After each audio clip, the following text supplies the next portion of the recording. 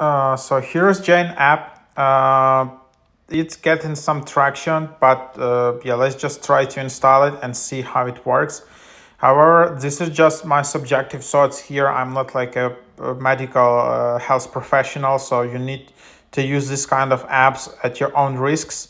Yeah, and then yeah, if you just open it up, and then you can use this app to join online appointments, and then you will be emailed a link to join your call. You'll be emailed your link to join your call 30 minutes before your appointment.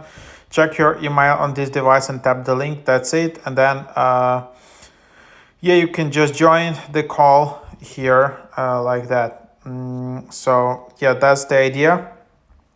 As you can see, this is the Chain app. Book, chart, schedule, invoice, process payments, and run your whole practice online. So yeah, just super easy for patients to book and manage their visits, billing charts, and online appointments for groups. Jen is always available anytime, anywhere. So yeah, that's the app. I'm not sure how legit is this app or how, yeah, exactly it's like super helpful, but give it a try.